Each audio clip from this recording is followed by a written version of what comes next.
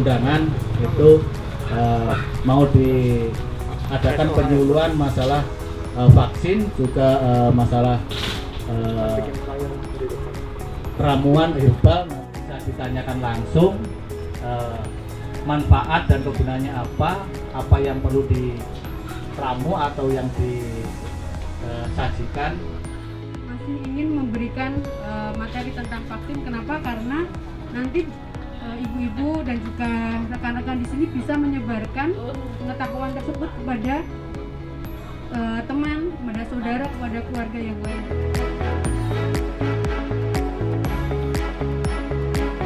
Oke, ada yang vaksinnya terpaksa karena dipaksa oleh Pak RW mungkin? Atau sukarela? Oh, enggak. Program pemerintah. Nah, mboten di program misal terserah vaksin apa mboten, kinten vaksin mboten. Oh, mboten. Vaksin. Ora wae. Napa gegen iki mesti disontek gegen iki. Semua sekarang harus bergerak, semua harus menyukseskan program vaksin ini biar kita segera lepas masker. Jadi kalau kita lihat di TV orang di luar negeri kok wis ra maskeran wis do piknik lah, kene ya pengen piknik saja nih kan gitu. Nah, tapi gimana kan gitu ya. Daripada piknik nanti pulang-pulang malah bawa oleh-oleh kan malah jadi repot. Ya nggak kemana-mana aja bisa kena, apalagi kemana-mana kan gitu. Kita itu ya, saat kita lahir ya diciptakan itu sudah diberi senjata gitu. Nah, senjatanya itu kita sebut tadi sistem imun tubuh. Jadi kalau ada penyakit kenapa nggak kita langsung sakit kayak gitu. Jadi gambarannya kalau orang perang itu sudah dikasih senjata kita itu. Vaksin itu kalau kerja ya, tadi pertama ya, dia akan masuk ke dalam tubuh, okay? Lalu di dalam tubuh karena tubuh kita menganggap ini ada bahan asing, maka tubuh akan merespon. Nah, responnya itu membentuk antibodi tadi. Saat kita divaksin, saat sebanyak orang ini divaksin, tadi misal tadi ibu belum divaksin, gitu, karena samping-sampingnya divaksin, jadi saat virus mau nemplok, itu harus divaksin, loncat ke sana lagi. Jadi ibu yang belum divaksin bisa terlindungi. Itu yang namanya kekebalan komunitas, atau kalau istilah yang di TV-TV itu bilangnya herd immunity. Yang perlu dipahami juga, kita harus tahu vaksin itu apa. Kadang wah vaksin ki berbahaya ya, engko nak vaksin iso marake DNA-nya berubah katanya kayak gitu. Ya banyak mitos tentang vaksin. Nah, kita harus tahu vaksin itu isinya apa saja sih? Isinya yang pertama adalah virusnya tadi, Ibu. Entah virusnya dilemahkan. Berarti kalau dilemahkan itu ya harusnya sudah tidak bisa menginfeksi, atau dia dimatikan, jadi sudah dimatikan tetapi oleh tubuh itu tetap akan dianggap itu virus meskipun mati, jadi antibodi tetap terbentuk, yaitu namanya kita sebut antigen. Nah, tapi memang kalau kita mau bicara ideal, vaksin itu harus ada 3 hal Ibu. Pertama adalah harus bisa memberikan proteksi atau dibilang efektif, aman. Jadi nggak ada gunanya kalau dia efektif tapi bariku tidak aman. Jadi aman di sini ya memang bisa jadi ada efek samping, tapi efek sampingnya efek samping biasa. Jadi nggak perlu vaksin COVID pun itu bisa terjadi. Misal ibu-ibu yang pernah tindak umroh atau haji kan ada vaksin meningitis dan influenza Nah itu kalau divaksin kan ya mesti sama.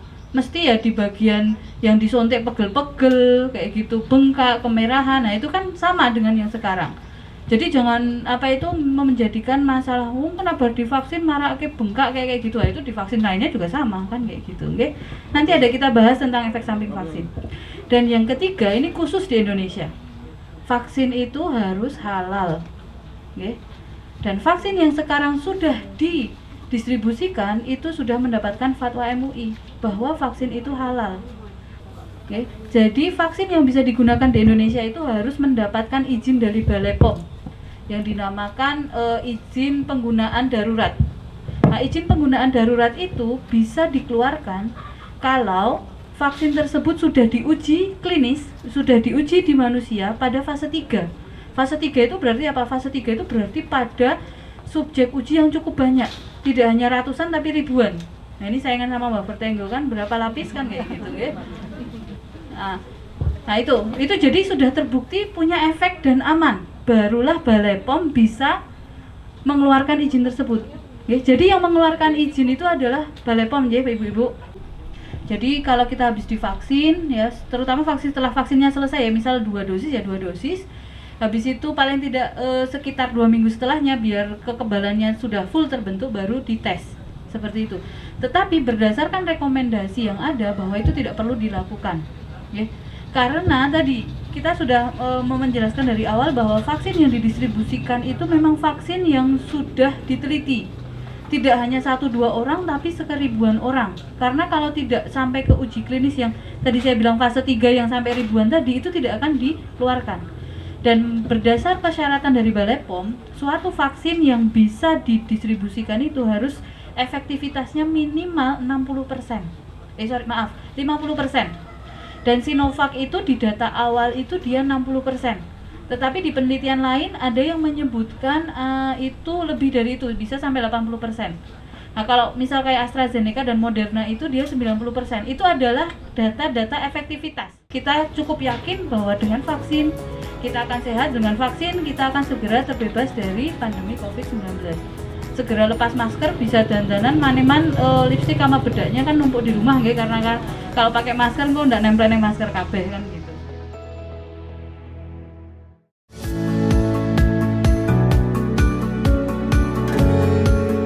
Ini adalah minuman herbal yang sudah sering kita dengar, bahkan mungkin ibu-ibu ataupun bapak-bapak sudah paham khasiat.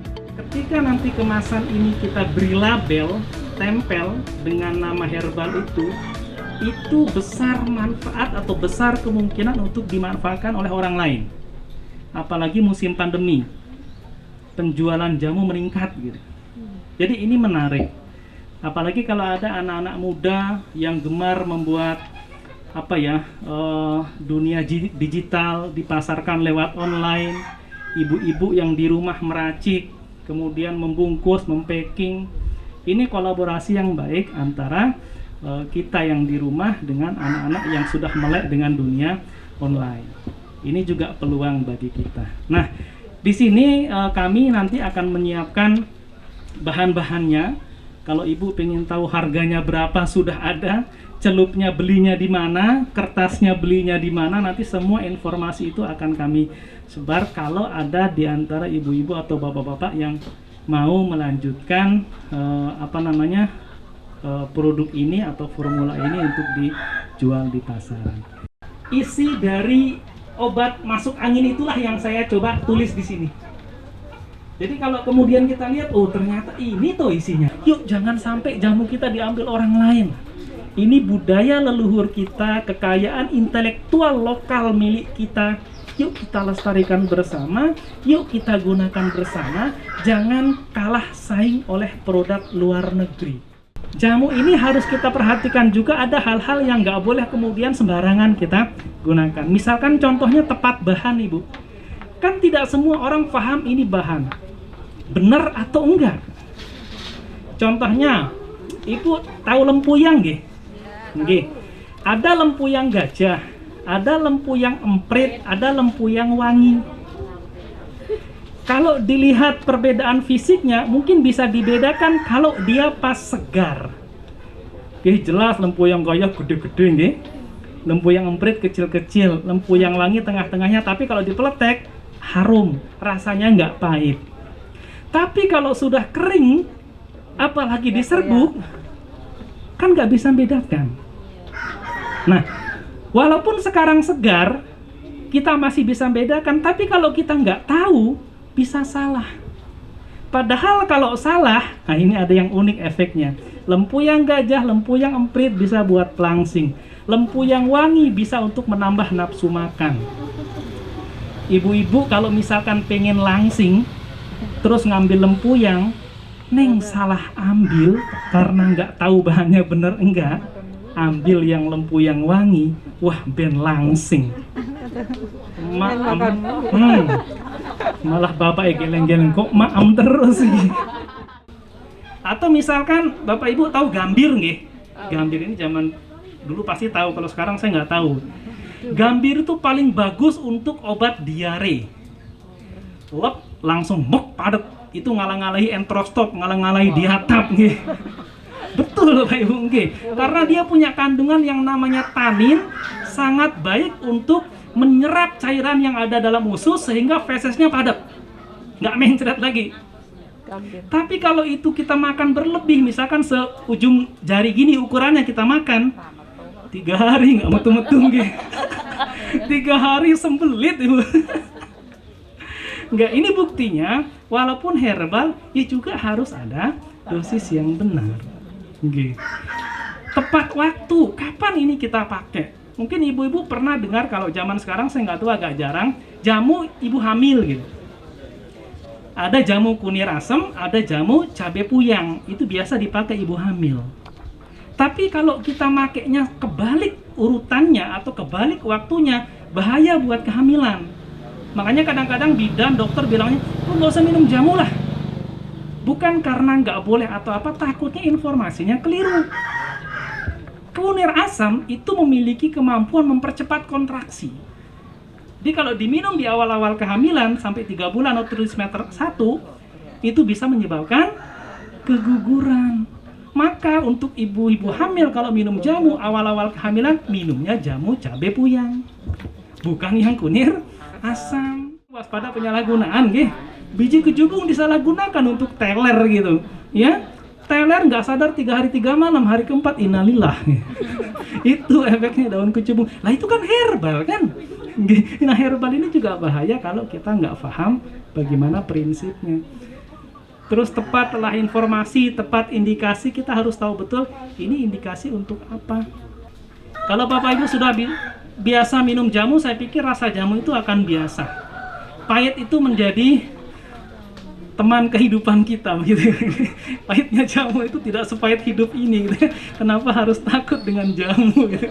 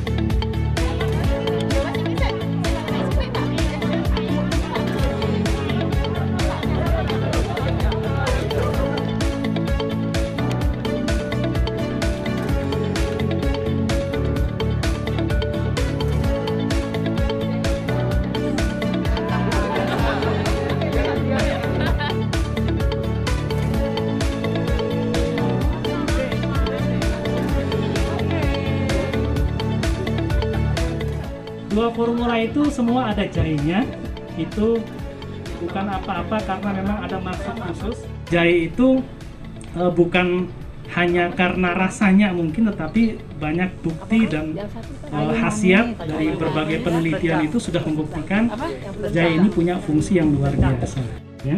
Nah itu 2 produk yang dipraktikkan di sini. Untuk produk-produk yang lain mungkin kalau ada waktu, ada kesempatan di lain waktu insya Allah mungkin bisa dipraktikkan kembali, karena ini kan bentuknya adalah kerjasama yang mungkin dan mudah-mudahan bisa terus menerus. Terima kasih Pak Hadi Ansori, semoga ilmunya menjadi ilmu yang bermanfaat ya, menjadi ilmu yang barokah bagi kita semua. Nanti bisa dipraktekkan langsung ya ibu-ibu sesudah makan siang gitu kan, nanti dapat snack dari makan siang, habis itu terus dibuat angkat-angkat gitu nggih, bisa dicoba di rumah. Dan dengan demikian sudah berakhir pula agenda kita hari ini, ibu-ibu dan adik-adik sekalian. Kita sudah bersama-sama tadi mempelajari tentang pentingnya vaksinasi, kemudian yang kedua tentang membuat sendiri secara sederhana ya ramuan herbal untuk meningkatkan sistem imun, seperti itu. Kami sekaligus pamitan, Pak RW, terima kasih sekali lagi atas kesempatan yang diberikan kepada tim dari UII untuk bisa berbagi ilmu seperti itu. Terima kasih juga peran serta ibu-ibu dan adik-adik sekalian hari ini. Terima kasih kepada narasumber tadi Bu Arba, pamit ya langsung ke kampus soalnya mau nge-lab gitu minggu-minggu. Kemudian kepada Pak Hadi Ansori, kepada laboran di sana ada Pak Rianto, ada Pak Yon, dan juga pada adik-adik dari Pusat Studi Obat Herbal UII. Terima kasih sekali lagi, mohon maaf apabila ada yang kurang berkenan dari kami, mohon maaf sekali lagi. Kita tutup dengan baca hamdalah. Alhamdulillahirabbil alamin. Terima kasih. Wassalamualaikum warahmatullahi wabarakatuh. Waalaikumsalam.